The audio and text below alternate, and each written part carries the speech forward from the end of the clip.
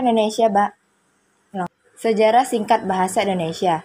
Kata Indonesia pertama kali dilontarkan oleh seorang kebangsaan Inggris bernama George Samuel Earle dengan menyebut Indonesia untuk menamai gugusan pulau di Lautan Hindia. Namun, para ilmuwan Eropa lebih sering menyebut dengan Melayunesia. J.R. Logan, seorang kebangsaan Inggris dalam majalah Journal of the Indian Archipelago and Eastern Asia menyebut gugusan di pulau di Lautan Hindia dengan Indonesian. Kemudian Adolf Bastian, seorang kebangsaan Jerman, menggunakan kata Indonesia dalam bukunya Indonesian Order die Insel des Malaysian Archipel untuk menamai pulau yang bertebaran di Lautan Hindia. Dan sekarang kata Indonesia dipakai sebagai nama sebuah negara yang berada di kawasan Asia Tenggara yang berpendudukan lebih dari 7,85 miliar jiwa. Bahasa Indonesia lahir pada tanggal 28 Oktober 1928. Pada saat itu, para pemuda dari sebagai pelosok Nusantara berkumpul dalam kerapatan pemuda dan bersama-sama mengucapkan sebuah ikrar. Ikrar para pemuda ini dikenal dengan nama Sumpah Pemuda.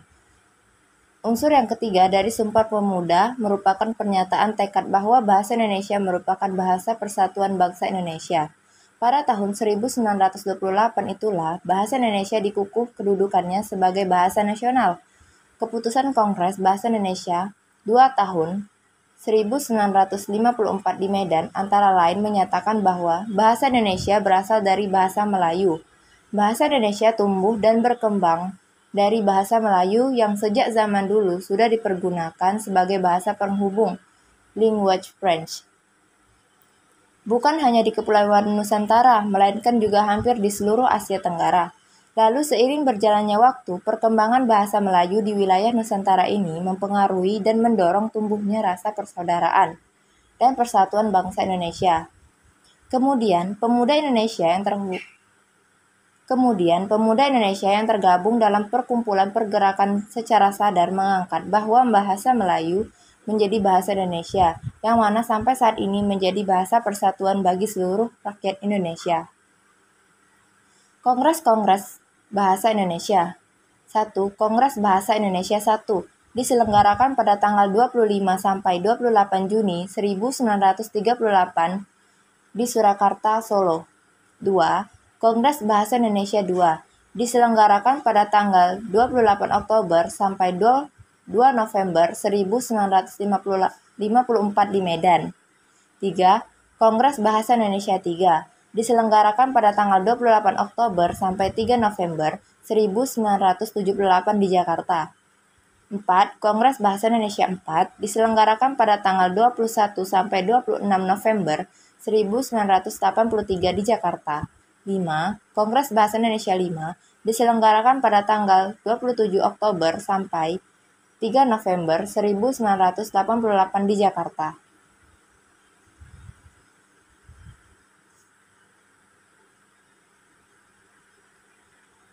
Sepuluh negara yang menjadikan bahasa Indonesia sebagai salah satu mata pelajarannya.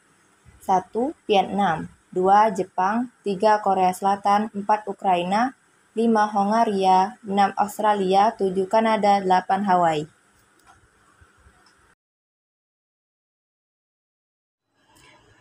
Kedudukan bahasa Indonesia. Berikut ini terdapat beberapa kedudukan bahasa Indonesia terdiri atas. Yang pertama yaitu sebagai bahasa nasional. Pada tanggal 28 Oktober 1928, pada Hari Sumpah Pemuda, dinyatakan kedudukan bahasa Indonesia sebagai bahasa nasional memiliki fungsi-fungsi sebagai berikut. Yang pertama yaitu bahasa Indonesia sebagai identitas nasional. Kedudukan pertama dari kedudukan bahasa Indonesia sebagai bahasa nasional dibuktikan dengan digunakannya bahasa Indonesia dalam bulir-bulir Sumpah Pemuda. Yang kedua yaitu bahasa Indonesia sebagai kebanggaan bangsa. Kedudukan kedua dari kedudukan bahasa Indonesia sebagai bahasa nasional dibuktikan dengan masih digunakannya bahasa Indonesia sampai sekarang ini. Berbeda dengan negara-negara lain yang terjajah, mereka harus belajar dan menggunakan bahasa negara persemakmurannya, contohnya saja India, Malaysia, dan lain-lain yang harus bisa menggunakan bahasa Inggris. Yang ketiga yaitu bahasa Indonesia sebagai alat komunikasi. Kedudukan ketiga dari kedudukan bahasa Indonesia sebagai bahasa nasional dibuktikan dengan digunakannya bahasa Indonesia dalam berbagai macam media komunikasi. Misalnya saja koran, buku, acara pertelevisian, siaran radio, website, dan lain-lain. Yang keempat yaitu bahasa Indonesia sebagai alat pemersatu bangsa yang berbeda suku, agama, ras, adat, dan budaya. Karena Indonesia adalah negara yang memiliki keberagaman bangsa dan budaya, maka harus ada bahasa pemersatu di antara semua itu. Hal ini masuk dengan kedudukan keempat dari kedudukan bahasa Indonesia sebagai bahasa nasional. Sebagai alat pemersatu bangsa yang berbeda suku, agama, ras, adat istiadat, dan budaya. Kedudukan yang kedua yaitu sebagai bahasa negara.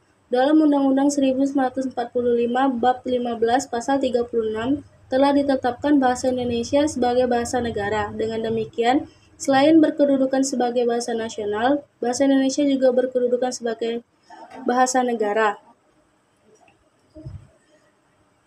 Dengan hasil perumusan seminar politik bahasa nasional yang diselenggarakan pada tanggal 25 sampai 28 Februari tahun 1975 di Jakarta, yang mana membahas kedudukan bahasa Indonesia sebagai bahasa negara, yaitu antara lain sebagai berikut.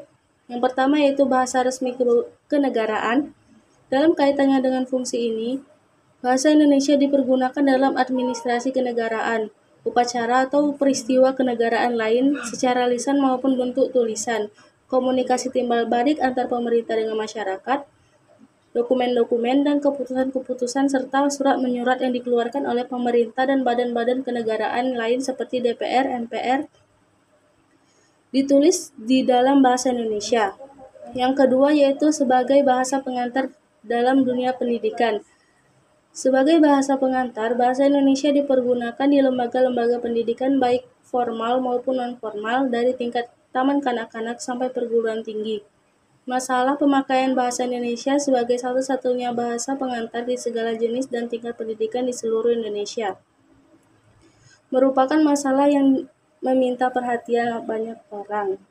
Yang ketiga yaitu sebagai bahasa resmi untuk kepentingan perencanaan dan pelaksanaan pembangunan nasional serta kepentingan pemerintahan. Dalam hubungannya dengan fungsi ini, bahasa Indonesia tidak hanya dipakai sebagai alat komunikasi timbal balik antara pemerintah dan masyarakat luas atau antar suku, tetapi juga sebagai alat perhubungan di dalam masyarakat yang keadaan sosial budaya dan bahasanya sama. Yang keempat yaitu sebagai pengembangan kebudayaan, ilmu pengetahuan, dan teknologi. Dalam kaitan ini, bahasa Indonesia adalah satu-satunya alat yang memungkinkan kita membina serta mengembangkan kebudayaan nasional sedemikian rupa sehingga ia memiliki identitasnya sendiri yang membedakannya dengan bahasa daerah. Dalam hal itu, untuk pengembangan ilmu pengetahuan dan teknologi modern, baik dalam bentuk penyajian pelajaran, penulisan buku, atau penerjemahan dilakukan dalam bahasa Indonesia. Selanjutnya, fungsi bahasa Indonesia. Fungsi bahasa Indonesia terdiri dari 4 aspek, yaitu yang pertama, bahasa Indonesia sebagai lambang kebanggaan nasional. Bahasa Indonesia sebagai lambang kebanggaan nasional adalah bahasa Indonesia yang mempunyai nilai-nilai sosial, budaya luhur bangsa, dengan nilai yang dimiliki merupakan cermin bangsa negara. Untuk itu, kita sebagai warga negara Indonesia harus bangga menjunjung tinggi dan mempertahankan nilai-nilai yang terkandung di dalamnya, serta mengamalkan sesuai dengan isi nilai sosial dan budaya luhur bangsa. Yang kedua yaitu bahasa Indonesia sebagai lambang identitas nasional. Bahasa Indonesia sebagai lambang identitas nasional berarti bahwa bahasa Indonesia dapat mengetahui identitas kenegaraan seseorang dan juga dapat membedakan antara negara lain, yaitu karakter, kepribadian, dan watak sebagai bangsa Indonesia. Harus diwujudkan dan dijaga jangan sampai kepribadian tersebut tidak tercermin di dalamnya. Yang ketiga yaitu bangsa Indonesia sebagai alat pemersatu bangsa Indonesia. Bangsa Indonesia sebagai alat pemersatu bangsa Indonesia ini Sebagaimana masyarakat Indonesia yang beragam latar belakang sosial budaya dan berbeda-beda bahasanya dapat disatukan melalui bahasa Indonesia yang bersatu dalam kebangsaan dan mempunyai cita-cita rasa sepenasib penanggungan yang sama. Yang terakhir yaitu bahasa Indonesia sebagai alat penghubung antar budaya dan daerah. Bahasa Indonesia sebagai alat penghubung antar budaya dan daerah dapat dirasakan dalam kehidupan sehari-hari. Dengan bahasa Indonesia, kita dapat saling berinteraksi untuk segala bidang kehidupan, baik pemerintahan, interaksi segala kebijakan strategi yang berkaitan dengan ideologi, politik, sosial, ekonomi, budaya, pemerintahan, dan keamanan dengan mudah dapat disampaikan pada seluruh masyarakat Indonesia. Ragam bahasa. Ragam bahasa dibagi menjadi dua. Yang pertama, ragam bahasa dari segi penuturnya. Yang kedua, ragam bahasa dari segi pemakainya. Ragam bahasa dari segi penuturnya. Yang pertama, ragam bahasa berdasarkan daerah penutur. Yang kedua, ragam bahasa berdasarkan pendidikan. Yang ketiga, ragam bahasa berdasarkan sikap penutur. Ragam bahasa dari segi pemakaiannya. Yang pertama, ragam bahasa berdasarkan perseorangan. Yang kedua, ragam bahasa berdasarkan sarannya. Ragam bahasa Indonesia. Yang pertama, ragam dialek. Ragam dialek adalah variasi bahasa yang dipakai oleh kelompok bahasawan di tempat tertentu.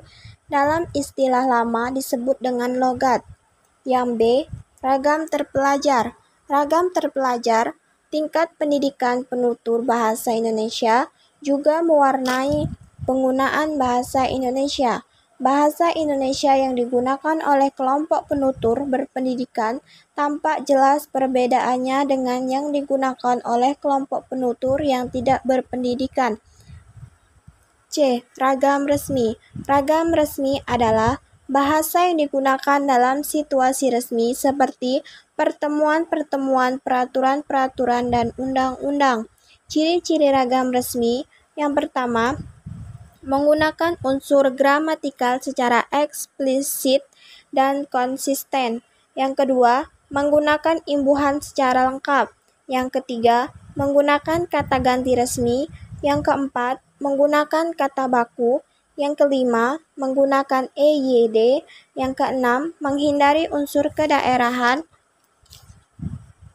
Selanjutnya, yang D, ragam tak resmi, adalah ragam bahasa yang digunakan dalam situasi tak resmi, seperti dalam pergaulan dan percakapan pribadi, seperti dalam pergaulan. Ciri-ciri bahasa tak resmi, kebalikan dari ragam bahasa resmi.